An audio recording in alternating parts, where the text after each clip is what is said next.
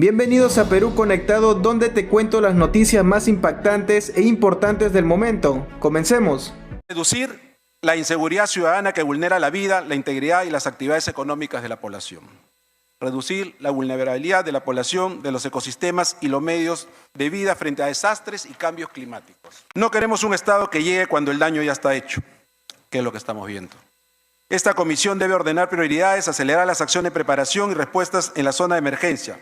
La prioridad es concreta: proteger la vida, la salud de las personas. Sé que el control político es una de las herramientas más usadas porque además es como corresponde. Saber cómo se gasta, qué tan efectivamente se gasta, saber y fiscalizar como corresponde a un diputado o a un senador.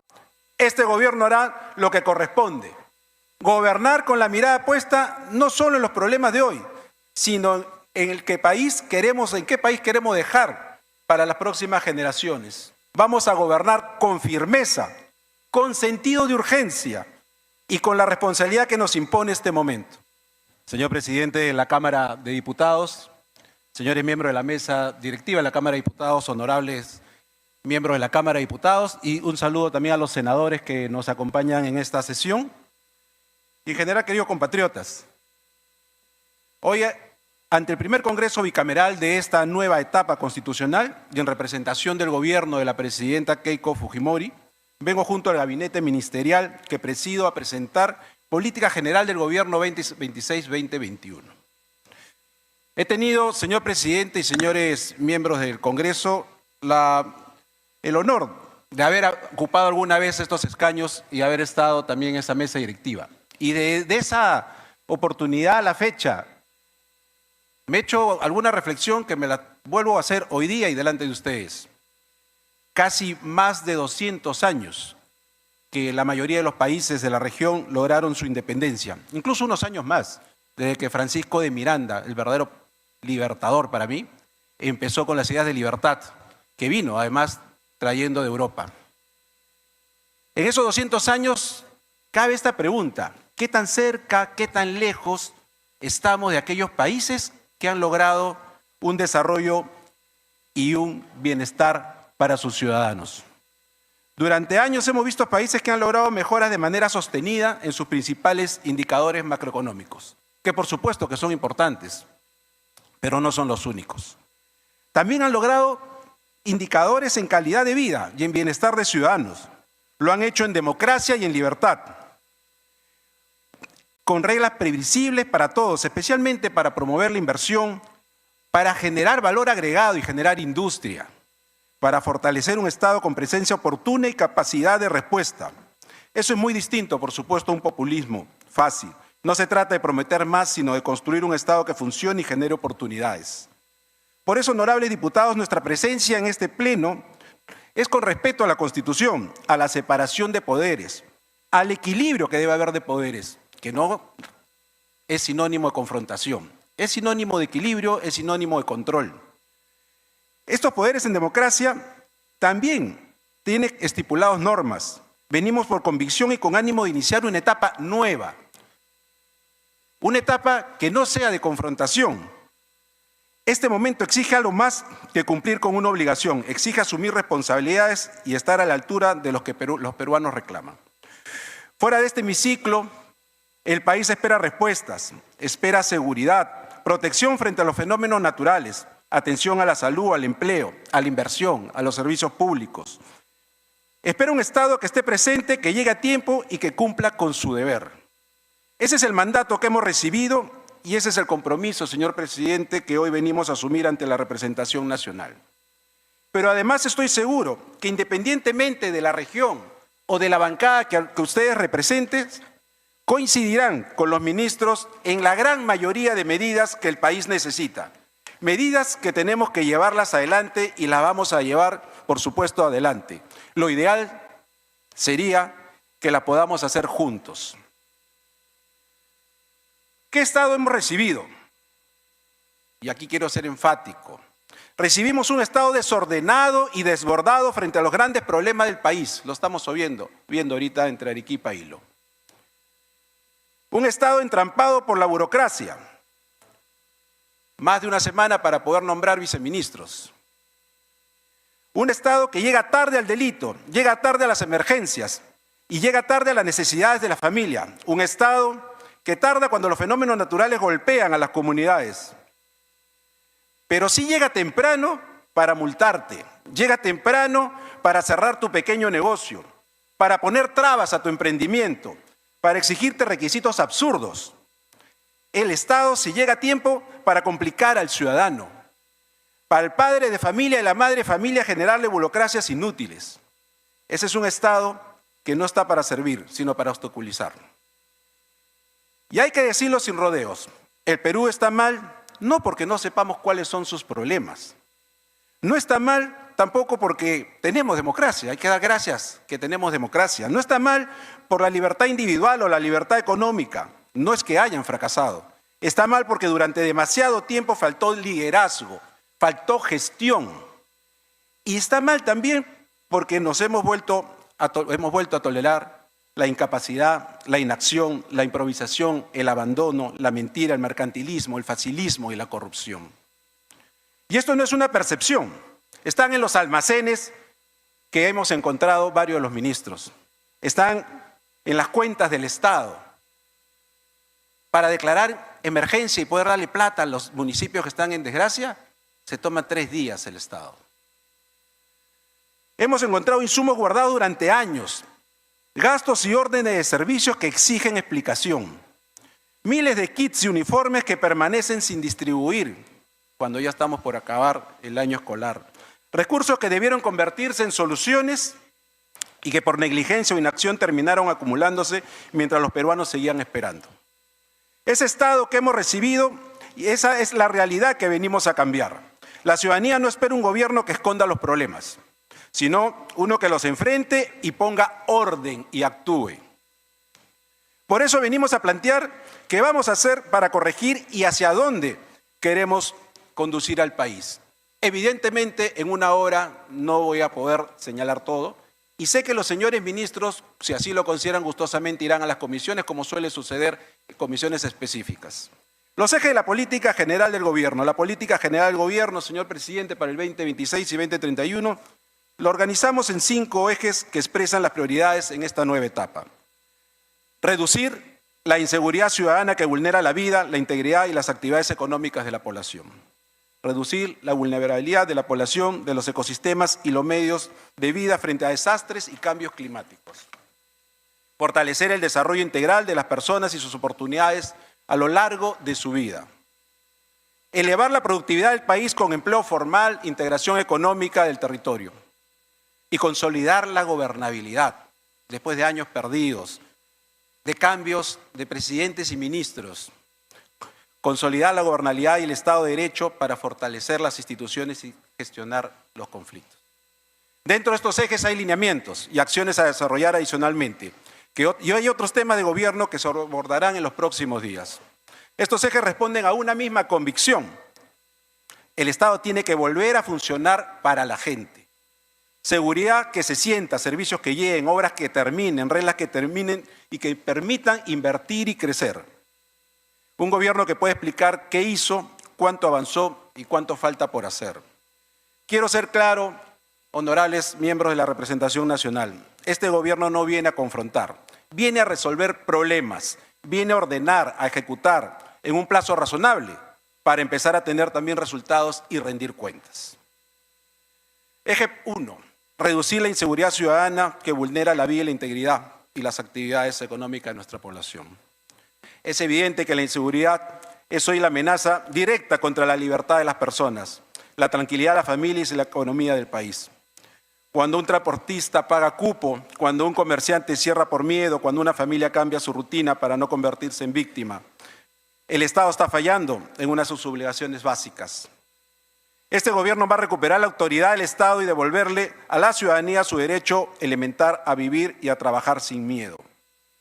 Hoy, el derecho a la seguridad casi está empatando al derecho a la libertad.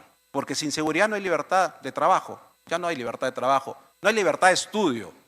No sabemos si a nuestros hijos le puede pasar algo cuando van a sus institutos, a sus colegios, a sus universidades. Nuestra respuesta será firme, sostenida, más capacidad operativa, inteligencia tecnológica y presencia policial en el territorio. Vamos a concentrar el esfuerzo en los delitos que más golpean a los peruanos: extorsión, sicariato, crimen organizado, tráfico ilícito de drogas, economías ilegales. No vamos a permitir que las organizaciones criminales sigan avanzando mientras el Estado llega tarde.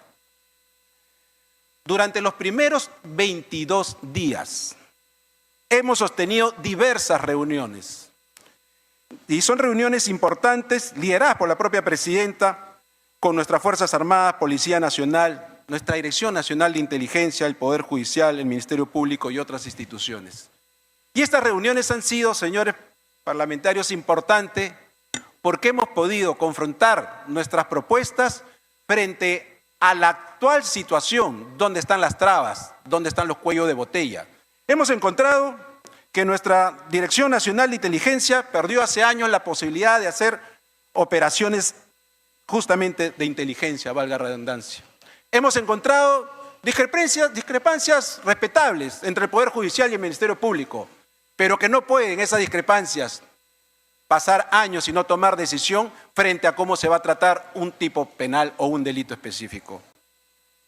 Hemos encontrado la famosa puerta giratoria. Esa puerta giratoria en las comisarías donde la policía captura a un delincuente, inmediatamente lo deja libre. Y eso es una expresión que a la ciudadanía le parece impunidad. Y hay que ser sinceros, porque uno a veces critica a los fiscales, critica a los jueces que lo sueltan. No, señor, es el Código Procesal Penal. Es la norma que permite que el delincuente se acoja y salga en libertad. Y por eso, felizmente, aún no se ha presentado la delegación de facultades, porque estamos afinando exactamente dónde están esos problemas para enfrentar, cómo se debe enfrentar a la delincuencia. Hemos identificado, por ejemplo, problemas concretos, donde para poder tener a un extranjero capturado, indocumentado, y queremos sacarlo del país, no podemos sacarlo en 24 horas, pero después de 24 horas tenemos que soltarlo. Este gobierno va a batir el récord de presentar el proyecto de delegación de facultades más rápido de la historia. El más cercano ha sido 45 días, nosotros llevamos 22.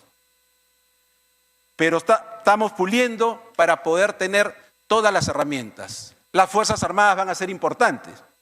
Y acá está nuestro ministro también de Interior y Defensa, que lo saben. Pero tampoco podemos mandar a nuestras Fuerzas Armadas sin un marco jurídico para que después los políticos nos vayamos y ellos se queden con procesos penales eternos. Si vamos a enfrentar la delincuencia, tenemos que hacerlo de manera correcta y dentro del marco legal y constitucional. Un porcentaje de los ataques vinculados a la extorsión se comete utilizando motos. Casi un 80-85%, me lo decía un coronel en un momento. Por eso vamos a intensificar los operativos focalizados en zonas, obviamente, que existen estas situaciones. No se trata tampoco de hacer operativos donde todo el mundo sabe que la mayoría son personas que trabajan en delivery. Se trata de hacer las operaciones donde corresponde. Y estas operaciones, para hacer batidas en gran cantidad de motos para identificar quiénes están con los papeles y quiénes podrían ser delincuentes, tienen que ir de la mano con modificar la parte penal y la parte del tratamiento, obviamente, cuando lo capturan. Nosotros vamos a dar mayor incidencia, obviamente, en mapas de calor, con un servicio de inteligencia, que está en el pedido de facultades que ustedes recibirán, que pueda operar, que nos pueda identificar dónde está la guarida, que nos pueda decir a dónde entramos a patear y a sacarlos, no a ir a la liebre y no a ir justamente para confundirnos y equivocarnos con ciudadanos que no tienen nada que ver con estos delincuentes. Todas estas acciones son necesarias, pero repito, no tendrán eficacia en el país si no corregimos esas fallas propias de la lucha, del sistema de lucha contra la corrupción y contra la delincuencia. Uno de los episodios, decía, más frustrantes es esta puerta giratoria y nosotros la vamos a cambiar. Al mismo tiempo vamos a fortalecer el sistema de flagrancia.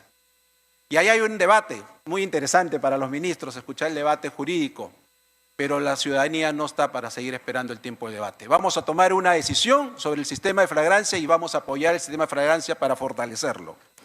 De igual manera, fortaleceremos y ampliaremos progresivamente su sistema especializado contra la extorsión y los delitos conexos, con la meta de llegar a 15 distritos judiciales priorizando por su alta incidencia delictiva. Asimismo, devolveremos, como he señalado, la posibilidad y la capacidad de hacer operaciones de inteligencia. Quiero que sepan, además voy a hacer un paréntesis, señores de la representación nacional, yo he estado donde están ustedes, siempre me quejaba de por qué leen si todos los tienen ahí, lo pueden revisar, así que van a ver que voy a dar algunas opiniones que no necesariamente están en el texto para poder explicarnos. Al identificar las acciones de prevención, investigación y sanción de delito, también debemos resolver el problema crítico del hacinamiento y la falta de control de los establecimientos penitenciarios. Hemos conversado y los ministros lo explicarán más detalladamente, para tener hangares, para tener en algunos cuarteles que ya no están, que están abandonados con convenios con el INPE, sacar a aquellos que están en prisión de delitos menores, de alimentos, delitos que no son de violencia. Porque mientras menos gente tengamos hacinados en los penales, mayor supervisión vamos a poder hacer. Pero hoy día, mientras que nosotros seguimos, y reitero el compromiso de la presidenta Keiko Fujimori de construir penales de máxima seguridad, pero entenderán que eso toma un tiempo. Hay algunos que ya están en camino, que los habían abandonado y lo vamos a retomar. Pero mientras eso se construye, necesitamos actuar. Y para actuar necesitamos tener la data específica para sacar y retirar de los penales a quienes no tienen, a quienes son delitos de mínima, digamos, intensidad. Ellos irán a cuarteles, irán a hangares, irán a trabajar, irán a hacer talleres. De esa manera nos permite una mayor posibilidad de fiscalizar los penales. Y ahí nuestras Fuerzas Armadas también van a participar. Participarán haciendo un cerco. Ellos no pueden hacer custodia interna, pero un cerco de los penales donde la propia y el propio personal del INPE tendrá que pasar por ese cerco, por detectores realmente de metal, detectores de cualquier cosa que quieran ingresar. Se bloquearán efectivamente las señales de comunicación a los establecimientos penitenciarios para impedir que estos sean utilizados como centro de operación del crimen organizado. Asimismo, se endurecerá el régimen penitenciario para los internos de alta peligrosidad, porque cuando nos quedemos con lo de alta peligrosidad, ellos no tendrán visitas como los tienen hoy día. Se va a reducir las visitas. Ellos tendrán aislamientos como debe ser, como corresponde a una sociedad que se tiene que defender y tiene que saber el delincuente que no va a tener privilegios ni beneficios dentro del penal. Adicionalmente a lo dicho, en la lucha contra la extorsión hemos empezado a fortalecer la división de investigación de extorsiones con una inversión de 19 millones de soles.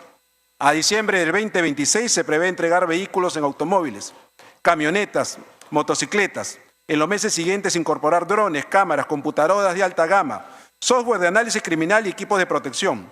Queremos una unidad especializada que no solo reciba denuncias, sino que tenga real capacidad para investigar, perseguir y desarticular a quienes han hecho de la extorsión una industria. También vamos a modernizar la identificación criminal. Anuncio que el sistema automatizado de identificación biométrica AFIS será implementado en 15 unidades policiales de investigación criminal y criminalística.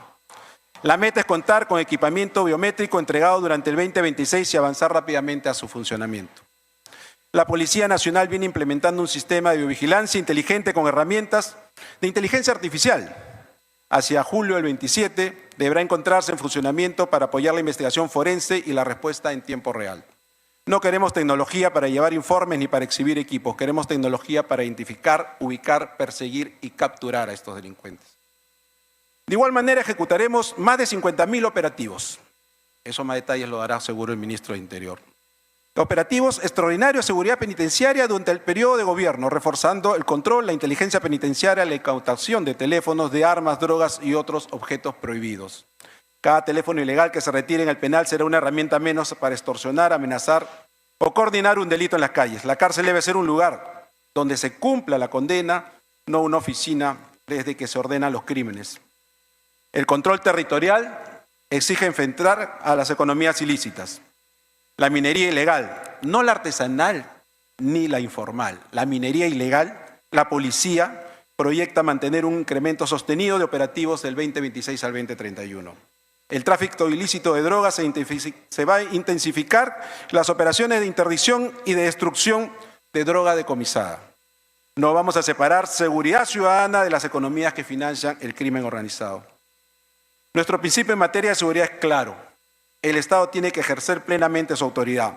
Más inteligencia para anticiparnos al crimen, una policía equipada y preparada, cárceles bajo control del Estado, territorios recuperados y un marco legal que permita actuar con firmeza, rapidez y con resultados.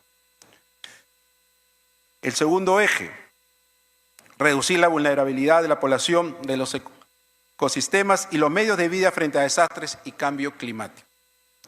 En este segundo eje comienza por una decisión que ya se ha tomado. La semana pasada se ha constituido y se ha instalado la Comisión Nacional de Gestión del Riego, del fenómeno del Niño, que la preside el ministro del Midagri, el ministro Marco Vinelli, quien, señor presidente, a través suyo, con su venia, después de mí, el ministro del Interior, Astudillo, y el ministro Vinelli tomarán también la palabra. Creado esta comisión, la integran también los sectores de agricultura, defensa, economía, vivienda, INDECI y la Autoridad del Agua. No queremos un Estado que llegue cuando el daño ya está hecho, que es lo que estamos viendo. Esta comisión debe ordenar prioridades, acelerar las acciones de preparación y respuestas en la zona de emergencia. La prioridad es concreta, proteger la vida, la salud de las personas. Proteger la vivienda, la infraestructura y la actividad productiva. En estos primeros días, nuestro gobierno hemos encontrado un retraso absoluto en las obras de prevención del fenómeno del Niño. Geomallas abandonadas, nulo mantenimiento en carreteras, caminos rurales, alcaldes que nunca tuvieron presupuesto completo para sus acciones de prevención. Hoy día la tecnología puede adelantarse, lo conversaba ayer en la noche con un senador, puede adelantarse a lo que hemos visto de estos deslizamientos, porque se puede medir cómo está la temperatura, cómo está la arena, cómo está la tierra que puede deslizarse. Pero hoy día hay nula actividad de prevención. Y es verdad que estamos tarde, porque esto debió empezar hace 5 meses o 6 meses. La comisión ya tiene una primera tarea de escala nacional: intervenir los puntos críticos que concentran el riesgo fuerte de lluvia, desbordes e inundaciones. Se han priorizado 536 puntos críticos que requieren limpieza de cauces y descolmatación. Probablemente se hubieran priorizado más puntos críticos si se hubiera empezado antes. La prioridad operativa es acelerar estas intervenciones desde el norte hacia las zonas más expuestas de la costa, articulando maquinaria, presupuesto, capacidades técnicas y presencia territorial. Cada cauce limpiado a tiempo, cada quebrada atendida y cada defensa reforzada reduce el costo humano y económico de esta emergencia. En pesca estamos impulsando una respuesta preventiva de más de 62 millones de soles para proteger la continuidad de estas actividades mediante créditos y asistencia técnica. Mantenimiento de infraestructura, fortalecimiento sanitario, servicios tecnológicos que permiten a los pescadores artesanales, acuicultores y pequeñas empresas anticiparse, resistir y recuperar con mayor rapidez su situación frente a la emergencia. Nuestro gobierno quiere que quienes viven en el mar puedan seguir trabajando, aún en condiciones adversas, que los mercados no se detengan y que los productos lleguen de manera segura a las familias. Adaptarnos al cambio climático también es proteger el empleo, los ingresos, la capacidad productiva en nuestras regiones. En el sector defensa, se fortalecerán las capacidades de búsqueda y salvamiento, evacuación, transporte, distribución y ayuda humanitaria, instalación de albergues, puentes aéreos y marítimos y rehabilitación de vías. Puentes aéreos, que es lo que se va a hacer ahora en el sur, que es lo que reclamaban algunos de los alcaldes y gobernadores de Arequipa y de Moquegua. Las Fuerzas Armadas deben estar preparadas para desplegar rápidamente las capacidades logísticas que el país ya tiene y de acuerdo a las necesidades del marco normativo. El sector privado, que apoya en varias oportunidades, ya se encuentra coordinando con varios de nuestros sectores, con varios de nuestros ministros, para que su participación, desde las ideas hasta las acciones, puedan ser parte también en esta etapa 2026-2027. Ellos cuentan con programas activos como Hombro a Hombro y otros. La preparación del país será multipeligro. En Lima, y esto es serio, en Lima y en el Callao, existe un escenario sísmico de referencia de magnitud 8.8, elaborado por el Instituto Geofísico del Perú, asociado a la acumulación de energías frente a la costa central de un posible tsunami. Ese escenario obliga a fortalecer ruta de evacuación, comunicaciones de emergencia, capacidad hospitalaria, continuidad del agua, la energía y mecanismos para restablecer rápidamente los servicios esenciales. Es por eso que fortaleceremos de manera sustantiva nuestra capacidad especializada de búsqueda y rescate urbano frente a grandes sismos y colapsos estructurales. Actualmente el Perú solo cuenta con 4 grupos de búsqueda y rescate USAR, 4, que hay que agradecerle a esas personas y a esos grupos, son casi 82 personas. Cuando pasó el terremoto en Bogotá, nos comunicamos con el vicepresidente colombiano, la presidenta Fujimori también, indicaron para no solamente dar alimentos, sino llevar parte de los grupos que tenemos rescate, de los 4, 2. Colombia nos agradeció por ese gesto, pero dijo que ellos estaban con sus equipos de rescate suficientes, porque creo que tienen como 20. Pero esa es la realidad de la que estamos recibiendo. De estos 4, 2 son del Ejército del Perú, 1 en la Marina de Guerra y 1 en la Fuerza Aérea. Nuestro objetivo es ampliar progresivamente esta capacidad durante nuestro quinquenio, de manera que al terminar el segundo año contaremos con 8 grupos USAR, duplicando nuestra capacidad. Y buscaremos al término del gobierno de los 5 años contar con 16 grupos USAR, cuatriplicando nuestra capacidad especializada en búsqueda y rescate ante desastres de gran magnitud. Somos el país probablemente más sísmico de la región y somos los que menos tenemos capacidad de respuesta. En las ciudades pondremos en marcha el Plan Nacional de Drenaje Pluvial Drena Más para obtener las inversiones y reducir la exposición frente a las lluvias e inundaciones. Al 2031, las obras previstas en Cusco, Zarumilla y Puerto Maldonado permitirán proteger un área de aporte efectiva de 2.290 hectáreas y beneficiar a más de 395.000 ciudadanos. El drenaje no es una obra visible todos los días, pero cuando llega una lluvia extrema puede ser la diferencia entre la ciudad que siga funcionando y una ciudad paralizada. Lo ocurrido el fin de semana en Lima Sur confirma que la gestión del agua de lluvia ya es una necesidad urbana inmediata, y esto además por el cambio climático. Las precipitaciones del 16 de agosto generaron aniegos, afectando vivienda y vías que pusieron bajo presión el sistema de alcantarillado en distritos como el Villa El Salvador, Villa María del Triunfo, Chorrillos, San Juan de Miraflores. Aquí es cuando digo, para declarar en emergencia estos distritos, la burocracia demora casi 3 días.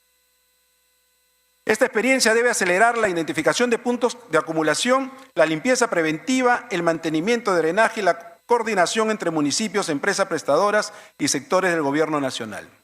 Lima también tiene que prepararse para las lluvias. El Drena Más será la base para ordenar esa respuesta urbana en el mediano plazo, pero la preparación inmediata se apoyará también en intervenciones de mantenimiento, limpieza, descolmatación, reducción del riesgo en los puntos críticos. La meta es proteger viviendas, mercados, colegios, centros de salud, vías de transportes y servicios básicos para que una lluvia intensa no interrumpa la vida en la ciudad entera. También utilizaremos el empleo temporal como una herramienta de prevención. Yancasu, que está a cargo del ministro de Trabajo y Promoción del Empleo, proyecta generar más de 77.000 empleos temporales acumulados a julio del 2027, priorizando labores de limpieza, descolmatación, recuperación de espacios públicos, construcción y mejoramiento de defensa y otras intervenciones preventivas. Es una política con doble resultado: ingreso para las familias vulnerables y comunidades mejor preparadas. Vamos a medir la preparación con resultados concretos, capacidad de respuesta de los 3 niveles de gobierno, tipo de movilización de ayuda, continuidad de servicios esenciales, atención a la población afectada y ejecución de intervenciones preventivas. La Comisión del Fenómeno del Niño permitirá elevar estas decisiones al nivel político necesario para destrabar coordinaciones, fijar prioridades y hacer un seguimiento permanente a su cumplimiento. Asimismo, evaluaremos el impacto económico en las zonas afectadas del 2026-2027 y sin abandonar nuestros objetivos fiscales, eso para que no se preocupe el ministro de Economía, adoptaremos cuando sea necesario medidas que permitan preservar el empleo, asegurar la liquidez y evitar que se interrumpa el ciclo económico.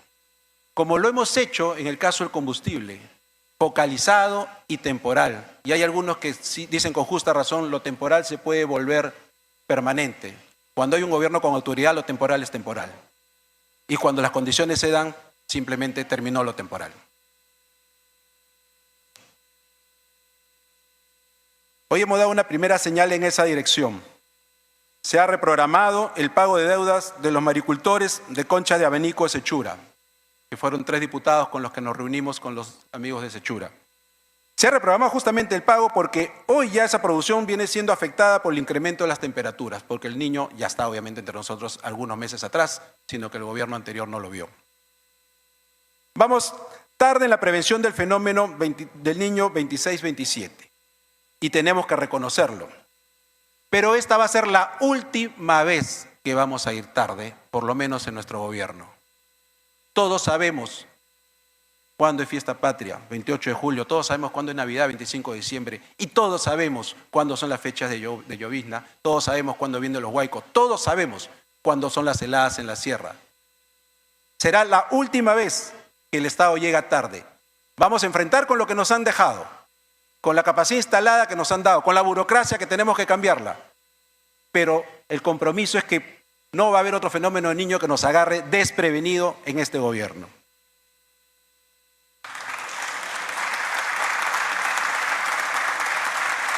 Punto 3. Eje 3. Fortalecer el desarrollo integral de las personas, sus oportunidades a lo largo del curso de su vida. El tercer eje parte de una convicción clara. El Estado debe acompañar a las personas a lo largo de toda su vida. Desde la gestación y los primeros años, pasando por la escuela, la juventud, el acceso al trabajo, hasta la vejez, hasta la adultez. No queremos un Estado que llegue cuando el problema ya es irreversible, sino uno que se adelante y prevenga y llegue a tiempo, especialmente donde más se necesita. Por eso empezamos por la primera infancia. Los primeros años definen buena parte de las oportunidades de su vida, de los seres humanos, desde la gestación. Nuestra prioridad será que una gestante reciba atención oportuna y que una niña y un niño tengan nutrición, salud, agua segura. Porque mucho se habla de agua potable incluso en Lima y habría que preguntar si tenemos agua potable de verdad. Y acceso temprano a los servicios que necesita para desarrollarse. A través del Fondo de Estímulo al Desempleo vamos a reconocer y financiar los gobiernos regionales que obtengan resultados concretos en la reducción de la anemia. Hay regiones, conversábamos la vez pasada, que tienen 60% de anemia, como Puno. El promedio es 44%, en un país que del 2006 para arriba crecía al 6% del PBI y tenemos 60% de anemia en algunas regiones. La prevención de la mortalidad materno-neonatal, el acceso a los servicios educativos, el agua segura. Para diciembre del 2026 se prevé transferir hasta 75 millones de soles. El mensaje es claro, la primera infancia el Estado tiene que invertir en resultados que cambien sus vidas, no en expedientes que se acumulen. En ese mismo principio tiene que aplicarse toda atención en salud. Para cuidar mejor la salud de todos los peruanos, fortalecer nuestros establecimientos sanitarios, especialmente en las zonas que más lo necesitan. Mejoraremos su infraestructura, equipamiento y capacidad para atender enfermedades como la diabetes, la hipertensión, la anemia y utilizaremos la tecnología para acercar los servicios a la familia. Nuestra meta es que en el 2031 más de la mitad de las redes integradas de salud priorizadas estén fortalecidas y preparadas para brindar una atención más oportuna, integral y moderna. Comenzaremos con las primeras intervenciones y centros transformados durante el 2026-2027. Construiremos una salud más cercana, preventiva, humana. Para fortalecer la salud también significa resolver lo que hoy está esperando. Vamos a reducir las brechas de citas médicas, medicamentos e intervenciones quirúrgicas embalsadas, tanto en el Ministerio de Salud como en eSalud. El objetivo es concreto, menos tiempo de espera, menos pacientes postergados y una atención que responda cuando el ciudadano lo necesita. Cuando el niño llega a la escuela, la siguiente obligación es que aprenda. Queremos una educación que enseñe para la vida, priorizando comprensión lectora, escritura, razonamiento matemático, educación cívica, educación financiera, herramientas digitales y formación para el empleo. Durante el 2026 se realizará el balance de la implementación del currículo y se definirá la ruta nueva, el diseño curricular. En el 2027 se distribuirán oportunamente los materiales educativos y los kits escolares que el gobierno se ha comprometido. El objetivo al 2031 es mejorar el aprendizaje de los estudiantes de la educación básica. La escuela tiene que formar ciudadanos capaces de pensar, trabajar, emprender y decidir por sí mismos. Pero proteger a nuestros niños también significa impedir que abandonen la escuela para trabajar. Nos hemos propuesto reducir la prevalencia del trabajo infantil en 3 puntos, con especial atención al ámbito rural. Durante el 2026 actualizaremos el diagnóstico nacional y mediremos con mayor precisión el trabajo infantil peligroso. Y hasta julio del 27 avanzaremos con una nueva política multisectorial para prevenirlo y erradicar las peores formas. Ningún niño debería tener que cambiar el aula por un trabajo que ponga en riesgo su desarrollo. Después viene una etapa decisiva, la transición de la educación al trabajo, para jóvenes y para quienes necesitan una nueva oportunidad laboral. Vamos a fortalecer las capacitaciones, la formación virtual y los servicios de intermediación laboral. La meta es superar los 70.000 personas atendidas a diciembre del 26 y más de 150.000 en julio del 27, avanzando hacia más de 1 millón de personas durante el periodo de gobierno. Para nuestros adultos mayores, el Estado tiene que volver a acercarse. Implementaremos progresivamente la atención domiciliaria al primer nivel de salud para las personas adultos mayores. Es una situación de fragilidad, dependencia y vulnerabilidad de nuestros adultos, articulando con la telemedicina, la atención especializada, y durante el 2026 se aprobará el plan de implementación y se identificarán los establecimientos priorizados. Hacia julio del 2027 se iniciará una implementación en el 25% de los establecimientos. La meta de largo plazo es beneficiar progresivamente a más de 1 millón de adultos mayores.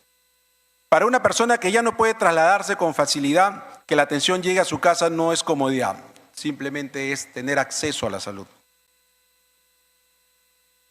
A lo largo de todas estas etapas hay condiciones básicas que no pueden faltar. Una de ellas es el agua segura. Se proyecta instalar más de 40.000 nuevas conexiones de agua en 18 departamentos, para que más de 155.000 personas accedan por primera vez a este servicio. El agua potable, repito, yo pondría entre comillas, no es solamente infraestructura, reduce enfermedades, protege la primera infancia y mejora la calidad de vida. Como entenderán, en este tiempo y en este eje hay muchas cosas más. Hay aspectos relacionados a la prevención del delito para que los jóvenes tengan deporte, para que los jóvenes tengan otras opciones, sobre todo aquellos de familias disfuncionales. Están los temas de poblaciones vulnerables, personas con discapacidad, pero el trabajo aquí yo entiendo en el Parlamento y los tiempos son cortos, por eso insisto, cada ministro podrá desarrollar en las comisiones respectivas más temas. El eje 4 es elevar la productividad del país con empleo formal e integración económica del territorio. El cuarto eje es crecimiento. Y el crecimiento requiere confianza. La inversión, productividad y reglas claras también, obviamente, van a ser parte de la política del gobierno. El Perú no puede crecer de manera sostenida si una empresa siente que formalizarse la castiga.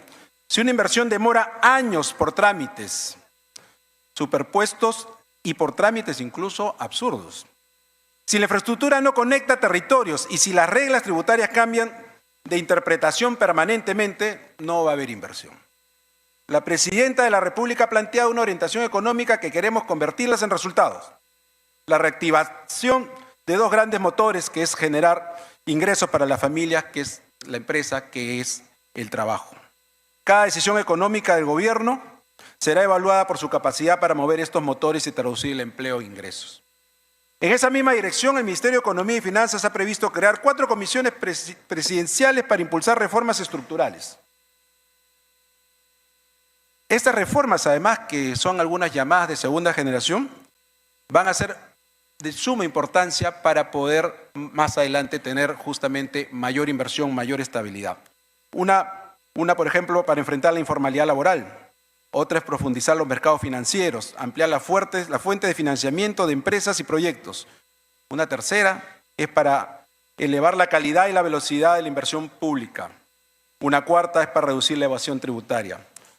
Estos 4 frentes distintos con un mismo objetivo: aumentar la productividad del Perú y crear mejores condiciones para invertir, crecer y generar empleo formal.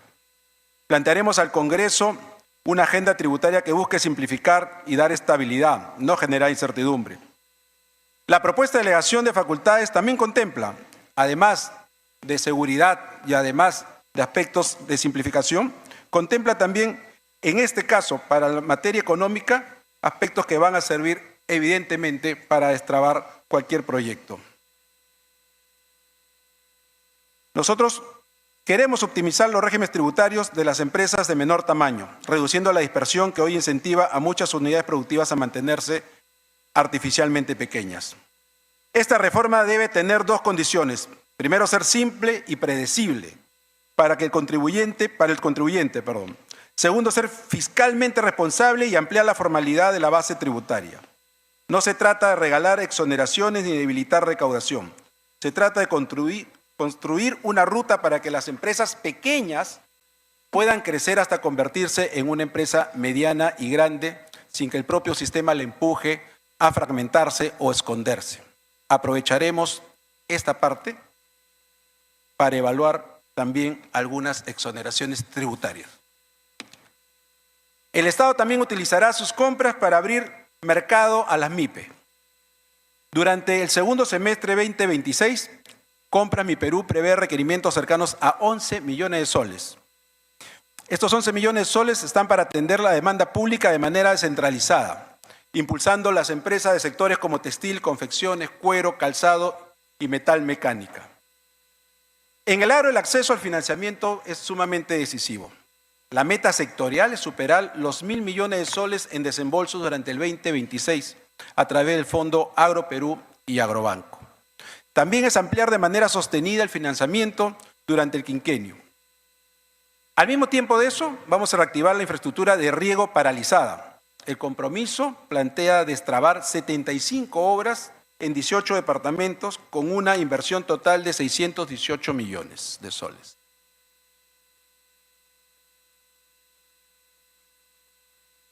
Ahora, esto va a beneficiar a 80.000 hectáreas y también a más de 62.000 familias. Para diciembre del 2026 se prevé culminar 9 de estos proyectos y a julio del 2027 destrabar otros 10. La infraestructura energética también tiene que acompañar al crecimiento. Hacia julio del 27 se proyecta la entrada en operación de 6 proyectos de generación que incorporarían 1.096 megavatios de capacidad instalada. Se impulsará además una cartera de proyectos de transmisión. Energía suficiente, confiable, competitiva para la industria y para el comercio y para las regiones. Nosotros coincidimos con la necesidad de transformar la matriz energética del transporte urbano. Ya lo han señalado y en otros países también lo han hecho. La volatilidad de los precios de los combustibles refleja nuestra alta dependencia a las importaciones y la vulnerabilidad que debemos corregir. Y esto es lo que ha pasado últimamente con la guerra y con el crudo que ha subido. Entonces, una alternativa estratégica es el gas natural para cambiar al transporte público. El gas natural que por su disponibilidad y potencial puede reducir costos y fortalecer nuestra seguridad energética. Hoy existen proyectos. Uno de ellos involucra 15 ciudades de 7 regiones, 15 ciudades de 7 regiones del sur. Y ahí está incluido Ucayali, con quienes hemos tenido con el ministro de Energía y el ministro de Economía, por mandato de la presidencia, resolver el problema del combustible. Estos proyectos serán prioridad y vamos a evaluar para acelerar las alternativas que permitan masificar el uso del gas natural, especialmente en el transporte público para reducir nuestra dependencia externa y dar mayor estabilidad. La conectividad es clave para el desarrollo. Estamos dando un nuevo impulso a las conexiones viales y ferroviarias, con una agenda concreta de proyectos estratégicos para mejorar la conectividad, la seguridad vial y la competitividad del país.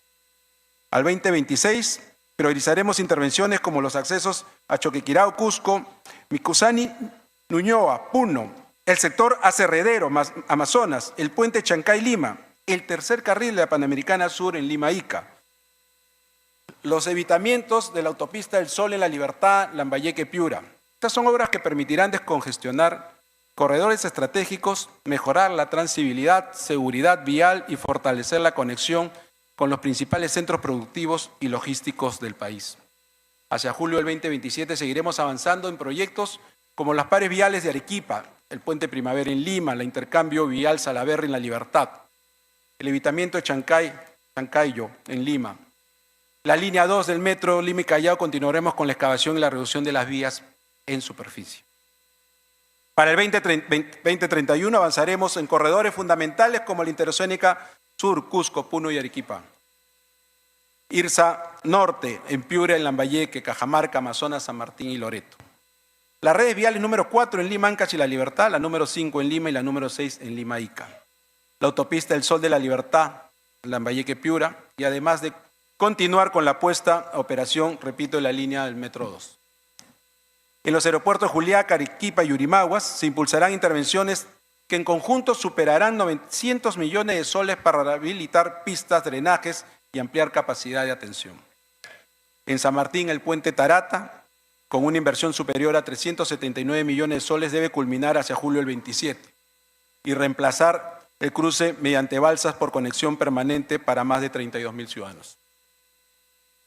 En conectividad digital, durante el 2026 se pondrán en operación redes de acceso en Huánuco y Pasco para beneficiar a 317.000 ciudadanos de 612 centros poblados. Hacia julio 27 se proyecta llevar conectividad móvil a 600 localidades rurales adicionales. Queremos inversión minera responsable también, pero debemos ser precisos. La inversión la decide y la ejecuta el sector privado. La responsabilidad del gobierno es generar seguridad jurídica, procedimientos predecibles y decisiones oportunas. El sector de energía y minas proyecta autorizar 240 proyectos de exploración, explotación y concesiones en beneficio durante el 2026.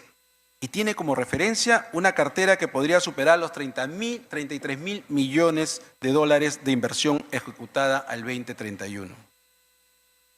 No presentaremos esa cifra como dinero que el Estado controla. La presentaremos porque sí corresponde reducir demoras, evitar duplicidades y dar predictibilidad sin rebajar las obligaciones ambientales y sociales. Queremos también una actividad pesquera más productiva, sostenible, competitiva, capaz de generar empleo e ingresos para las miles de familias que dependen de ella. Por ello necesitamos conocer nuestro mar y tomar decisiones sobre nuestros recursos con información científica oportuna y con precisión. Por eso, después de más de 30 años, el Estado peruano volverá a invertir en una embarcación de investigación científica encargada de los servicios industriales de la Marina Cima, con una inversión cerca a 190 millones de soles. Esta nueva capacidad permitirá estudiar con mayor precisión la anchoveta y las especies de gran importancia económica como la pota, el bonito, el perico, el furel y la caballa, fortaleciendo la información científica que necesitamos para gestionar de manera responsable, sostenible nuestros recursos pesqueros. También vamos a convertir la seguridad jurídica de la propiedad en una herramienta económica.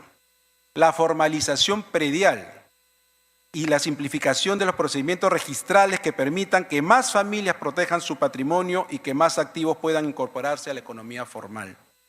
El objetivo es ampliar el acceso a títulos, reducir tiempos y hacer que la propiedad formal abra puertas a la inversión, al financiamiento y al desarrollo urbano ordenado. La apertura comercial seguirá siendo política de nuestro Estado. Durante el 2026 impulsará la entrada en vigor del Tratado de Libre Comercio con Hong Kong.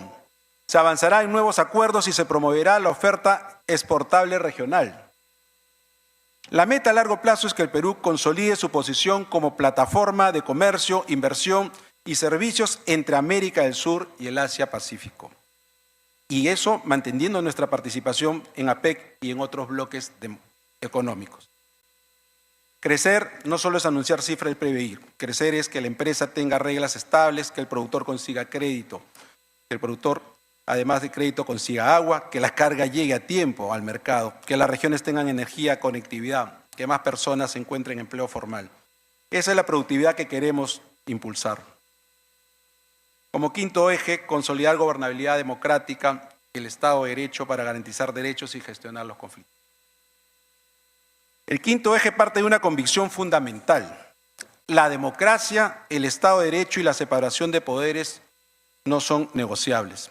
Este gobierno será un defensor de la institucionalidad democrática, de la libertad de prensa y de expresión, de los derechos fundamentales de todos los ciudadanos.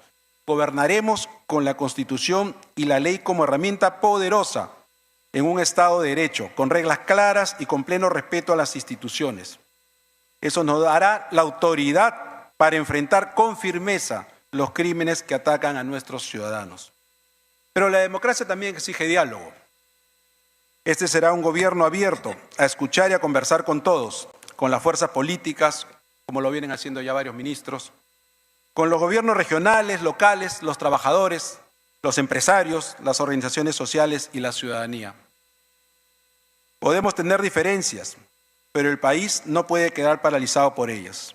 El diálogo no significa renunciar a nuestras convicciones, significa buscar acuerdos allí donde estos sean posibles y resolver nuestras diferencias dentro de las instituciones.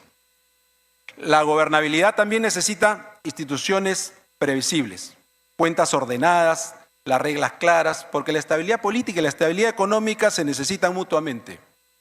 Por eso el Ministerio de Economía y Finanzas impulsará progresivamente un enfoque presupuestario que permita definir primero cuánto puede gastar responsablemente el Estado. A partir de ello priorizará seguridad, políticas sociales e infraestructura. Gobernar también es saber priorizar. También vamos a comprar mejor. Ampliaremos las compras corporativas obligatorias para aprovechar el poder de compra del Estado y obtener mejores condiciones. El objetivo es simple, que cada sol público rinda más y se traduzca en mejores servicios para los ciudadanos. Necesitamos además estabilidad, predictibilidad tributaria. Las reglas deben ser claras, permitir que los ciudadanos y las empresas cumplan sus obligaciones y reducir las incertidumbres innecesarias. Por ello solicitaremos al Congreso facultades para simplificar, que están incluidas obviamente, los regímenes y obligaciones formales, precisar reglas de impuesto a la renta, modernizar el régimen aduanero, facilitando comercio sin debilitar el control del Estado. Esta es nuestra nueva apuesta. Instituciones fuertes, democracia respetada, derechos protegidos, diálogo abierto, cuentas responsables y reglas claras. El gobierno no va a poner obstáculos innecesarios a quienes trabajan, emprenden, invierten. Vamos a crear las condiciones para que el Estado sea parte de la solución y no parte del problema. En los últimos días he recibido alcaldes que se quejan que hace 3 años y medio los han venido engañando, haciendo proyectos de factibilidad. Y los he recibido justamente para escuchar y ver dónde estaba el entrampamiento. Y lo que te dicen los alcaldes es que le dieron un 10 o 20% de lo pedido en el presupuesto, como si con eso se pueda iniciar alguna obra. Tal vez ese 10 o 20% sí le sirva a alguien, no quiero imaginarlo, pero para hacer la obra no. Y se le ha dicho a los alcaldes, varios de Puno, les he dicho que nosotros no vamos a mentirles a las autoridades, porque lo que no han hecho en 3 años y medio, 3 años y 6 meses, probablemente sea muy difícil hacerlo en los 4 o 5 meses que queda para terminar el año. Pero lo que sí tienen que estar seguros los señores alcaldes es que las obras que ellos quieren para su pueblo, esas obras se van a realizar en el gobierno de la presidenta Fujimori. Ellos tal vez no lo verán como alcaldes, pero tendrán la satisfacción de que las obras se van a realizar para su pueblo, que finalmente es el objetivo. Y se les ha dicho también que aquellas obras cuyo presupuesto sí puede conciliar con el FEN, en las prioridades del FEN se podrán tomar en cuenta. Y quiero decirlo públicamente porque han sido varios a los alcaldes que se le ha hablado con la absoluta sinceridad, porque sería engañarles 5 meses más cuando ya les han venido engañando 3 años y 7 meses. Rendición de cuentas. Tenemos metas a diciembre del 2026, julio del 2027 y por supuesto al final del 2031. Queremos que la política pueda ser seguida en el tiempo. No todo resultado se obtiene en 6 meses, pero en 6 meses sí se tiene que poder demostrar que el gobierno empezó, contrató, entregó, aprobó, destrabó o puso en funcionamiento aquello que dijo que íbamos a hacer. En seguridad se podrá verificar el equipamiento de la División de Investigación de Extorsión, el avance de la biovigilancia, los operativos penitenciarios y las acciones contra las economías ilícitas. En desarrollo social, las transferencias orientadas a tener resultados, el avance de la atención domiciliaria, los resultados educativos, las conexiones de agua, los títulos de propiedad. En productividad, las obras de riego destrabadas, los proyectos de generación, la conectividad, las reformas normativas presentadas. En prevención, la capacidad operativa ante las emergencias y la ejecución del drenaje y empleo temporal. Y en gestión pública, el ahorro de las compras corporativas y la disciplina presupuestaria. No toda meta depende exclusivamente de una sola entidad y no todas tienen el mismo horizonte. Por eso hemos diferenciado lo que vamos a ejecutar lo que estamos ejecutando y lo que proponemos ejecutar al Congreso.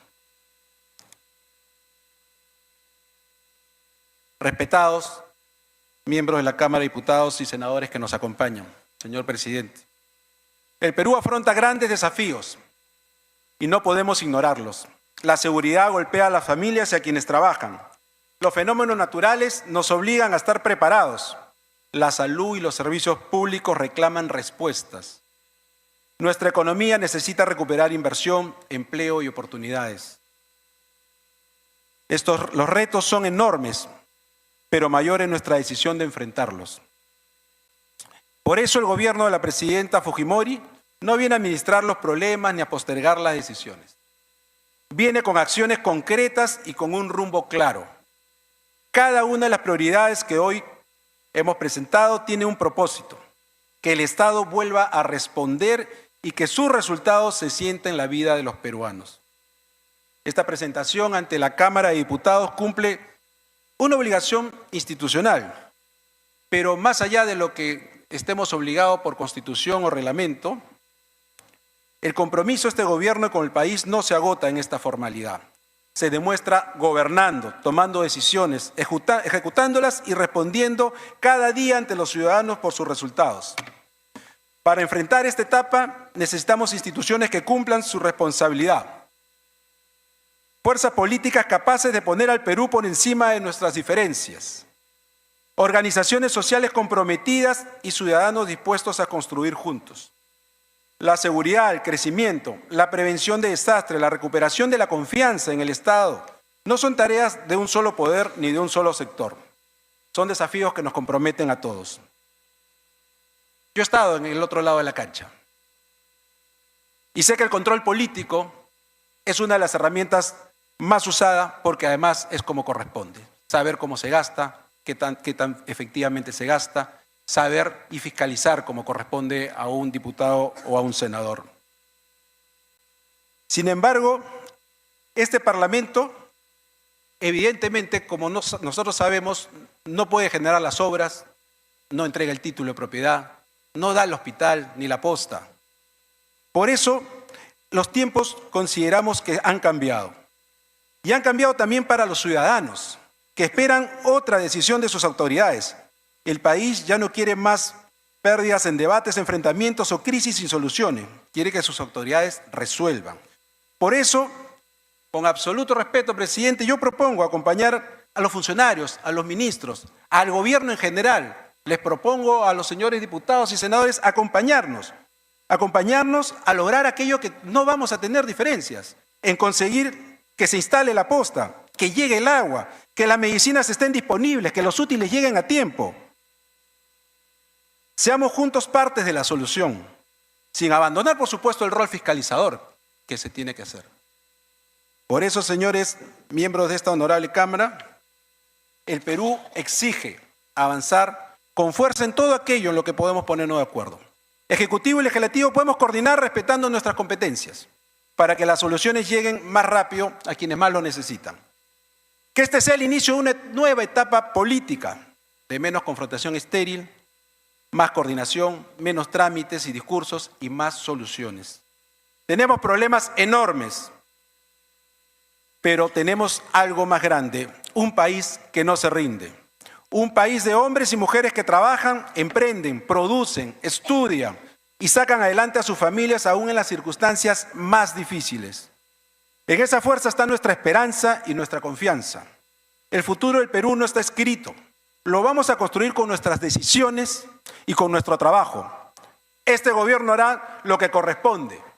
Gobernar con la mirada puesta no solo en los problemas de hoy, sino en qué país queremos dejar para las próximas generaciones.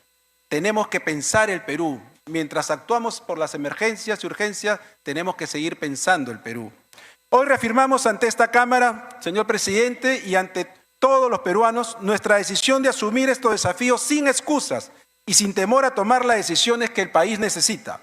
Vamos a gobernar con firmeza, con sentido de urgencia y con la responsabilidad que nos impone este momento. Pero también con la convicción de que el Perú no está condenado ni al miedo ni a la incertidumbre. El Perú tiene un futuro mucho mejor por delante. Este gobierno está decidido a trabajar para hacerlo realidad y esperemos contar con ustedes en el camino. Muchas gracias, señor presidente.